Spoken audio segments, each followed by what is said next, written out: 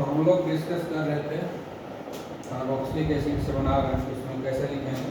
तो हम लोग क्या लिए हैं, पहले लिए थे इथेनॉइक एसिड, तो उससे मीथेन बना। अब क्या लिए हैं हम लोग, अब ये है प्रोपेनॉइक एसिड। प्रोपेनॉइक एसिड, इसमें कितना कार्बन है, 1 2 3 कार्बन है, यानी यहाँ पर 2 कार्बन मिलेगा। तो यहाँ पर 2 कार्बन, सब कुछ सेम रहेगा वैसा ही, 2 कार्बन मिलेगा यहाँ पर। ये CH3 है, ये CH2 है, ये H उठ के यहाँ आ जाएगा CH3 और ये बाहर निकल जाएगा। इथेन बन गया। क्या बन गया, इथेन। तो जितना भी हम कार्बन लेके चलेंगे उससे एक कम कार्बन यहाँ पर रहेगा। डिकार्बोक्सिलेशन क्यों बोलते हैं, क्योंकि यहाँ पर जो COOH ग्रुप है यही गायब हो गया, नहीं है ना COOH ग्रुप, इसमें इस दोनों में बढ़ गया COH ग्रुप, Na2CO3 बन गया और वाटर बन गया, इसलिए इसको हम लोग डिकार्बोक्सिलेशन करते हैं। अब अगर हम एक और कार्बन बढ़ाते हैं, ठीक है, प्रोपेनॉइक हो गया, ब्यूटेनॉइक हो गया, ये कौन सा हो गया, ब्यूटेनॉइक एसिड। ब्यूटेनॉइक एसिड, ठीक है। तो ब्यूटेनॉइक एसिड हो गया, तो यहाँ पर अब 2 3 1 2 3 4 कार्बन है, अब यहाँ पर हमको 3 कार्बन मिलेगा। CH3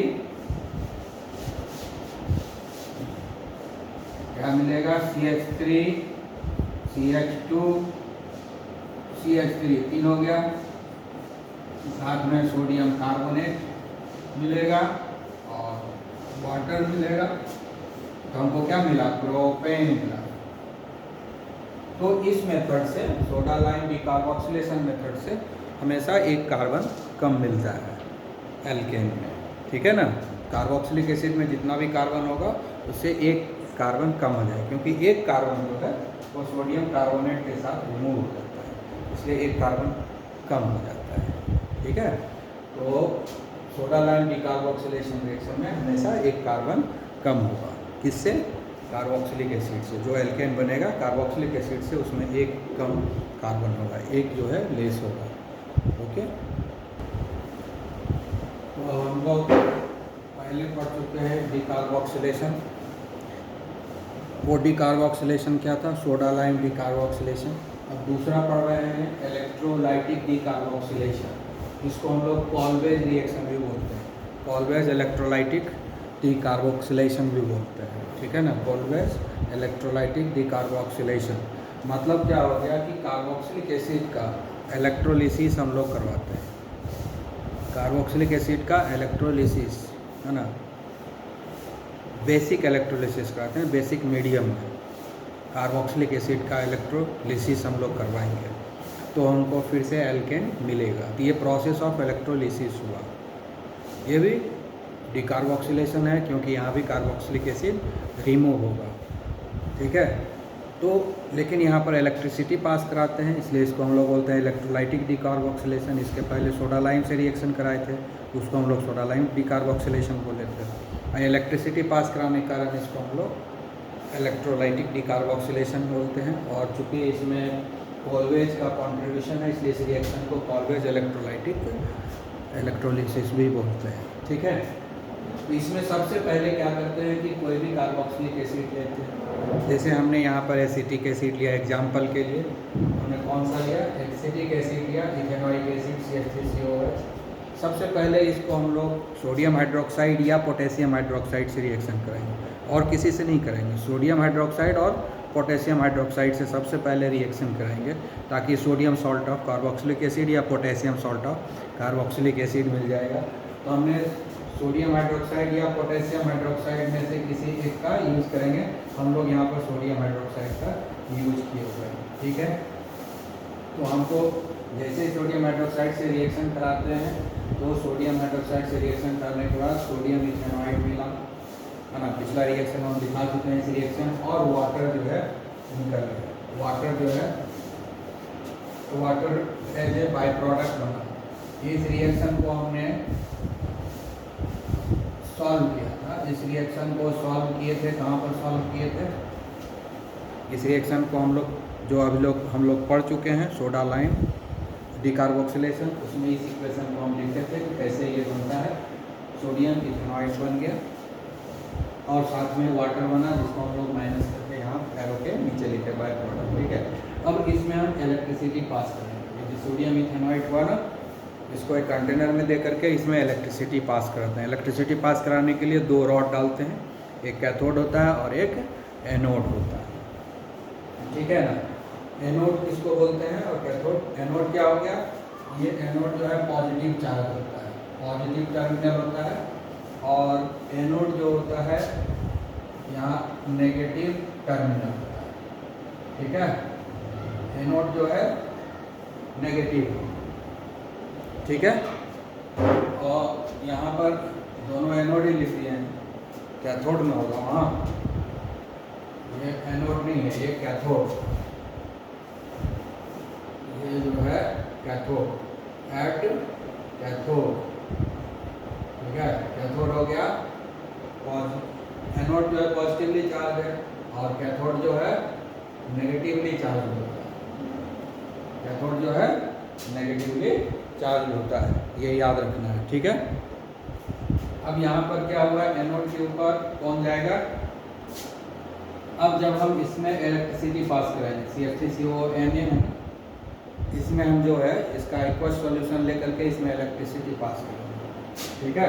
पानी है ही इसमें, ठीक है, तो पानी तो है ही, तो पानी में जो है हम लोग यहाँ एक यू लिख दिए, मतलब क्या हो गया कि पानी में घुला हुआ है, इलेक्ट्रिसिटी पास करेंगे। इसी का स्ट्रक्चर है CH3COONA का स्ट्रक्चर हमने यहाँ लिखा, CH3COONA, यहाँ बॉन्ड बना हुआ है, इधर पेयर ऑफ इलेक्ट्रॉन है, इधर पेयर ऑफ इलेक्ट्रॉन है, इधर ऐसा केमिकल बॉन्डिंग में हम सिखाया था, ठीक है।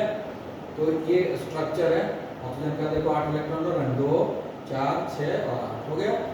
इलेक्ट्रिसिटी जैसे ही पास कराएंगे तो ये जो है बॉन्ड टूट जाएगा, ये बॉन्ड जो है टूटेगा और ये दोनों इलेक्ट्रॉन आ जाएगा इसके ऊपर, इस ऑक्सीजन के ऊपर।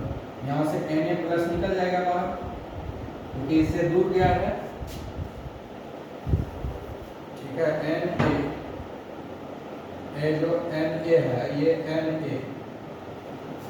सोडियम आयन बन के निकल जाएगा, निकल गया, और ये दोनों इलेक्ट्रॉन जो ये बॉन्ड बना हुआ है इसके ऊपर आ जाएगा, 2 4 ऑलरेडी पेयर ऑफ इलेक्ट्रॉन है, ये दोनों आएगा तो 6 हो जाएगा।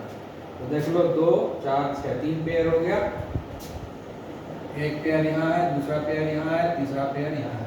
पहले 2 पेयर था, 1 2, अब ये दोनों आ गया इसके ऊपर तो 3 पेयर हो गया, और एक इलेक्ट्रॉन, 2 इलेक्ट्रॉन जब किसी के ऊपर जाता है तो नेगेटिव चार्ज एक आ जाता है, इसलिए यहाँ नेगेटिव चार्ज दिख रहा है। ये सोडियम आयन बन गया और ये इथेनॉइड आयन बन गया। ये जो इथेनॉइड आयन है कहाँ जाएगा, एनोड के ऊपर जाएगा। ये नेगेटिवली चार्ज है, इससे पॉजिटिव टर्मिनल पर जाएगा। ये नेगेटिवली चार्ज है ना इथेनॉइड आयन, इसीलिए ये कहाँ जाएगा, एनोड के ऊपर, क्योंकि एनोड पॉजिटिवली चार्ज है। और Na+ क्या है, पॉजिटिवली चार्ज है, इसको कैथोड पे जाना चाहेगा, ठीक है। अब देखते हैं, अब जो है यहाँ पर क्या हुआ, एनोड पर जब गया ये इथेनॉइड आयन, ये वाला कहाँ चला गया, एनोड के ऊपर। एनोड पर जब गया तो ये अपना एक इलेक्ट्रॉन को लॉस किया, एक इलेक्ट्रॉन को ये लॉस किया। तो यहाँ पर कितना है, यहाँ 2 4 6 इलेक्ट्रॉन है, इसमें से एक इलेक्ट्रॉन लॉस हो जाएगा। यहाँ 2 इलेक्ट्रॉन है, इसमें से एक इलेक्ट्रॉन लॉस किया, तो लॉस करने के बाद ये नेगेटिव चार्ज हट जाएगा, इसके ऊपर ऑड इलेक्ट्रॉन हो गया, एक इलेक्ट्रॉन यहाँ लॉस हो गया, लिख दिए, तो एक इलेक्ट्रॉन बचा हुआ यहाँ रह गया, पेयर में है, यहाँ पेयर में इलेक्ट्रॉन है, यहाँ देखो अकेले है ऑड इलेक्ट्रॉन, ये दोनों पेयर में है ही, और इसका एक इलेक्ट्रॉन लॉस हो गया और एक इलेक्ट्रॉन यहाँ बच गया, नेगेटिव चार्ज हट जाएगा, तो हमको मिल गया free radical, ethanoid free radical. ये क्या मिला, इथेनॉइड फ्री रेडिकल, क्योंकि ऑड इलेक्ट्रॉन है, ये फ्री रेडिकल हो गया, नेसेंट रेडिकल हो गया, नेसेंट जिसको बोलते हैं। अब क्या हुआ, अब यहाँ पर क्या है, ये जो रेडिकल ऐसा बन गया है ना, तो ये अपने आप को पेयरिंग करने के लिए क्या किया, इस बॉन्ड को तोड़ दिया, इधर से एक इलेक्ट्रॉन ले लिया इधर से, और ये इलेक्ट्रॉन आ गया, तो ये इलेक्ट्रॉन और इधर से जो एक इलेक्ट्रॉन गया, ये दोनों मिल करके यहाँ पर बॉन्ड बना दिया, तो बॉन्ड बन गया, और ये वाला डबल बॉन्ड है ये, ठीक है। और एक इलेक्ट्रॉन इस कार्बन पर आ गया। यहाँ 2 इलेक्ट्रॉन है, इस बॉन्ड में 2 इलेक्ट्रॉन है, एक इलेक्ट्रॉन इधर चला गया और एक इलेक्ट्रॉन इधर आ गया, तो ये बॉन्ड टूट गया। तो ये CH3 फ्री रेडिकल मिल गया कि नहीं, ये बॉन्ड टूटा, CH3 फ्री रेडिकल, एक इलेक्ट्रॉन इस कार्बन पर आ गया, एक CH3 फ्री रेडिकल बन गया और यहाँ से बॉन्ड टूट हो गया और ये CO2 निकल गया, कार्बन डाइऑक्साइड निकल गया, इधर से गया यहाँ एक इलेक्ट्रॉन और ये इलेक्ट्रॉन यहाँ, ये दोनों पेयरिंग और डबल बॉन्ड यहाँ बन गया। ये क्या बन गया, CO2। ये कार्बन डाइऑक्साइड है, CO2 का स्ट्रक्चर, ठीक है ना। तो कार्बन डाइऑक्साइड बन के ये पार्ट, ये एरिया निकल गया और हमको यहाँ पर मिथाइल फ्री रेडिकल मिला। ये क्या मिला, मिथाइल फ्री रेडिकल मिला। अब ये मिथाइल फ्री रेडिकल जो है ऐसा और भी बनेगा, क्योंकि ऐसा मॉलिक्यूल हम एक नहीं लिए हैं, और भी बहुत सारा मॉलिक्यूल है। तो जितना इथेनॉइड आयन होगा ऐसा फ्री रेडिकल बनाएगा इस केस में, ठीक है ना। तो मान लो कि एक मिथाइल फ्री रेडिकल और बन ही गया होगा इसमें, क्योंकि एक ही मॉलिक्यूल से हम रिएक्शन करा रहे हैं, इसमें बहुत सारा मॉलिक्यूल है, खाली हम लिख रहे हैं यहाँ पर एक एक मॉलिक्यूल, लेकिन है तो ऐसा बात नहीं है ना, और भी मॉलिक्यूल है जो पार्टिसिपेट कर रहा है, तो वो भी मिथाइल फ्री रेडिकल बनाया होगा। यानी एक ही मिथाइल फ्री रेडिकल यहाँ नहीं बन रहा है, और भी मिथाइल फ्री रेडिकल बन रहा है, तो 2 मिथाइल फ्री रेडिकल आपस में कंबाइन कर जाएगा। देखो ये मिथाइल फ्री रेडिकल एक बनता हुआ हम दिखा दिए, दूसरा बनता हुआ दिखाया नहीं, लेकिन हम 2 मिथाइल फ्री रेडिकल को यहाँ देखो कंबाइन कर रहे हैं।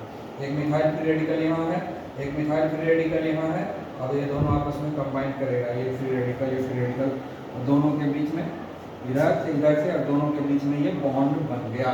क्या बन गया, इथेन बन गया, ठीक है ना। तो जितना कार्बन था उतना ही कार्बन वापस मिल गया।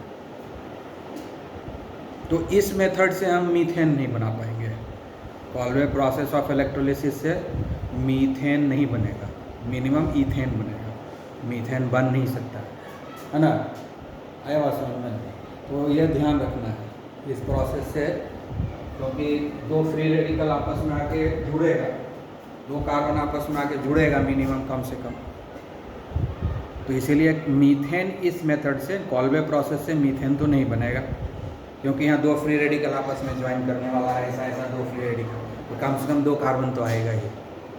इसलिए मीथेन तो इस मेथड से नहीं बनेगा। मीथेन बनाना होगा तो हम लोग जो है सोडा लाइम डिकार्बोक्सिलेशन प्रोसेस को ही यूज़ करेंगे, कॉल्वे प्रोसेस यूज़ नहीं करेंगे, क्योंकि ये मीथेन नहीं बना सकता है। क्योंकि 2 फ्री रेडिकल जैसे ही जुड़ेगा कार्बन का, 2 कार्बन हो जाएगा, मीथेन बनने का कोई चांस नहीं है कि मीथेन में एक ही कार्बन होता है, इसलिए 2 फ्री रेडिकल जुड़ने का संभावना नहीं है इस प्रोसेस। इस मेथड से हम मीथेन नहीं बना सकते हैं, कम से कम इथेन बनेगा, उसके आगे बनेगा जो भी बनना होगा, लेकिन ये नहीं बनेगा, ठीक है। अब इधर क्या है, ये तो हो गया कि एनोड के ऊपर हमको इथेन मिल गया, एनोड के ऊपर इथेन मिल गया। अब कैथोड के ऊपर क्या हो रहा है, कैथोड के ऊपर क्या होगा कि वाटर है, वाटर जो है H+ देता है, और यहाँ से सोडियम आयन, दोनों में कंपटीशन होगा।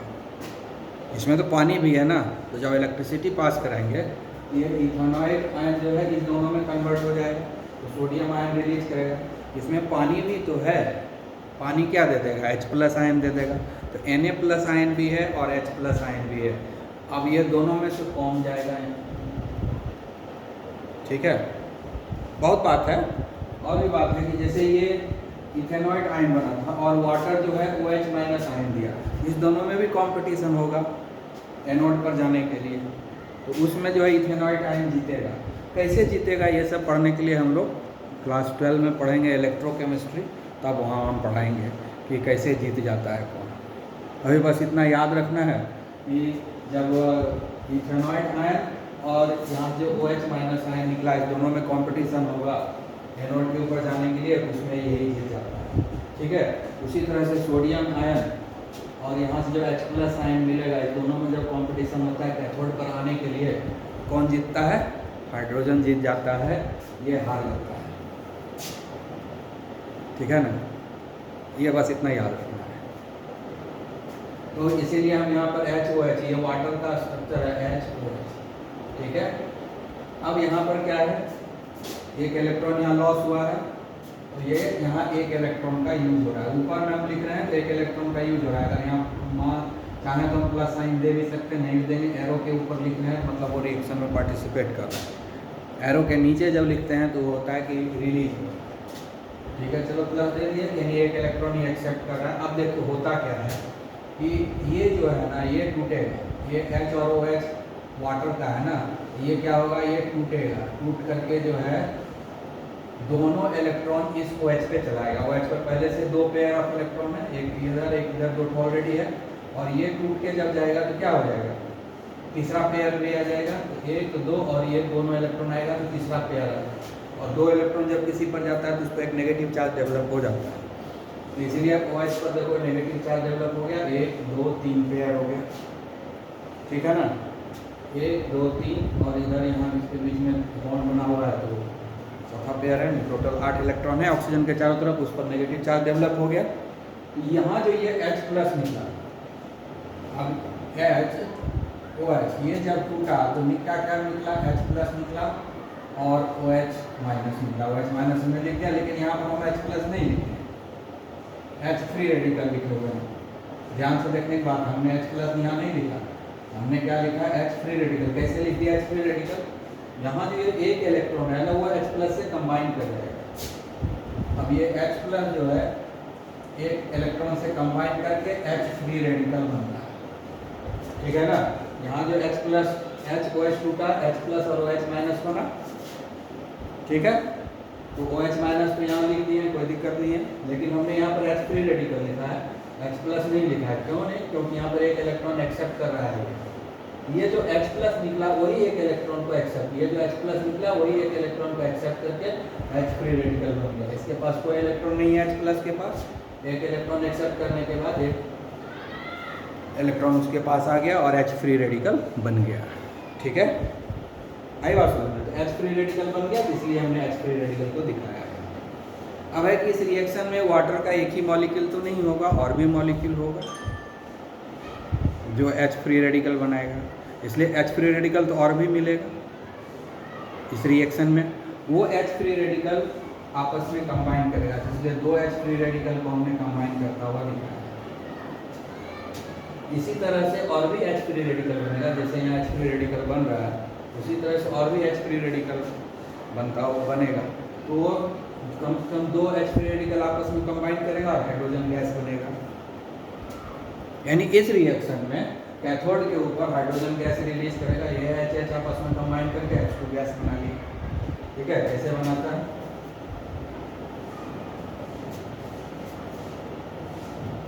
दोनों H फ्री रेडिकल है, H फ्री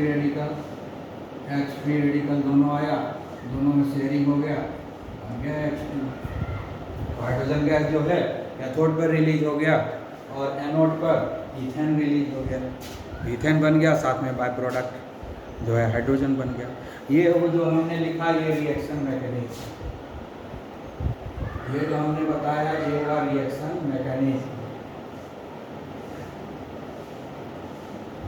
ठीक है, ये जो हमने लिखा reaction mechanism of electrolytic decarboxylation होता है। ठीक है, अब हम इसको सिंपल रिएक्शन में कैसे लिख सकते हैं। ठीक है, सिंपल रिएक्शन में कैसे लिख सकते हैं, मैकेनिज्म कहेगा लिखने तभी लिखेंगे, नहीं कहेगा तो नहीं लिखेंगे। तो डायरेक्ट रिएक्शन हम कैसे लिखेंगे वो जरा आप देखें। ठीक है,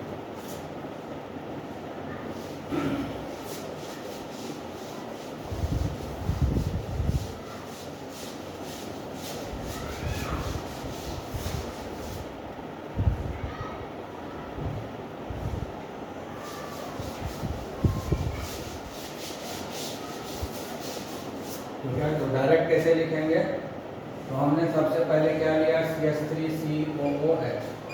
ठीक है, इसका रिएक्शन हमने करवा दिया NaOH से। ठीक है, तो बन गया CH3COONA।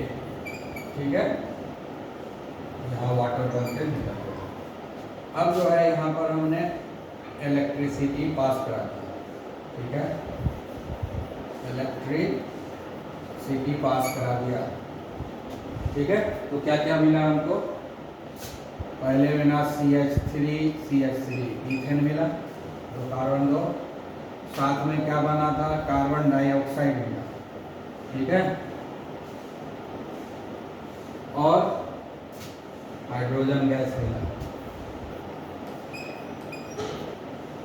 ठीक है, इसके अलावा हम अभी भूल गए एक चीज बताने के लिए कि कैथोड पर बचा रह गया OH माइनस है, और इधर एनोड लिखा हुआ था, उधर जो CH3COONA तो Na प्लस बचा था, इधर Na प्लस बच गया था और इधर यहाँ OH माइनस बच गया। ये दोनों कंबाइन करेगा तो बनेगा NaOH। इधर OH माइनस बचा हुआ है और इधर हमने CH3CONA से इससे Na निकला था, यहाँ पर लिखे थे हम लोग, तो वो Na प्लस बचा हुआ है। ये दोनों आपस में रिएक्शन बना करके NaOH बन गया। कहाँ बना? सॉल्यूशन में। कहाँ बना? इन सॉल्यूशन, मतलब उस कंटेनर में बना। कैथोड एनोड पे ये नहीं बना, वो जो कंटेनर है उसमें रखा हुआ है, जो दो ठो रॉड रखा है उसके बीच में जो कंटेनर है पूरा, उस कंटेनर में NaOH बन गया। तो ये बना, ये बना, ये बना, और साथ में क्या बना? NaOH बना। ये हुआ हमारा ओवरऑल रिएक्शन। ठीक है, बस ध्यान देने की बात है। तो जो हम यहाँ देंगे उसके हिसाब से यहाँ पर बनेगा। ठीक है, तो ध्यान रखना है, जितना कार्बन है उतना ही कार्बन मिलने वाला है। तो इस तरीके से हमने इसका बनाया। उसके बाद जो एसिड लोगे उसके हिसाब से तुमको मिलेगा। हमने इथेनॉइक एसिड लिया, इथेन बना। प्रोपेनॉइक एसिड लेंगे तो बनेगा, उसी तरफ से जुड़ जाएगा, डबल हो जाएगा। तो ध्यान रखने की बात है। ठीक है ना, तो जितना भी रहेगा उसका डबल बनेगा हमेशा। ठीक है, ध्यान रखना है कि कैसे कैसे जोड़ना है। ठीक है, तो इस मेथड में याद रखना है CH3COOH है, ये जो COOH ग्रुप है ये रिमूव हो गया और ये दो बार रिपीट हो गया। तो बस ऐसे ही रिपीट होता रहेगा। और जैसे इसमें हम लोग ले लेंगे, हम मान लो कि लेते हैं CH3 CH2 COOH लेते हैं, है ना। तो ऐसे ही रिएक्शन होगा। NaOH से पहले रिएक्शन कराएंगे तो H2O बनेगा और बन जाएगा CH3 CH2 COONA बनेगा। फिर यहाँ इलेक्ट्रिसिटी पास कराएंगे। ठीक है, तो क्या होता है? ये रिमूव हो जाता है। क्या हुआ? ये रिमूव हो गया और CH3 दो बार रिपीट हो गया। ठीक है ना, उसी तरह से यहाँ से ये रिपीट हो जाएगा, ये रिमूव हो जाएगा और ये रिपीट हो जाएगा। CH3 CH2 CH3 CH2 फिर CH2 CH3 CH2 CH3 plus CO2, यहाँ से निकल गया CO2 और यहाँ से Na निकला, तो वो बनेगा NaOH और हाइड्रोजन। तो इसी तरह से हम बनाते जाएंगे। यहाँ पर देख लेना है, बस ये हिस्सा को हटा देना है और इस हिस्सा को रिपीट कर देना है। बस यहाँ पर वही वाला हाइड्रोकार्बन बनेगा, वही एल्केन बनेगा। ठीक है, इस तरह से दिमाग लगा के किसी भी कार्बोक्सिलिक एसिड से हम लोग बना सकते हैं एल्केन। ठीक है, और इस पर आप लोग अब दूसरा एग्जाम्पल लेकर के प्रैक्टिस करें।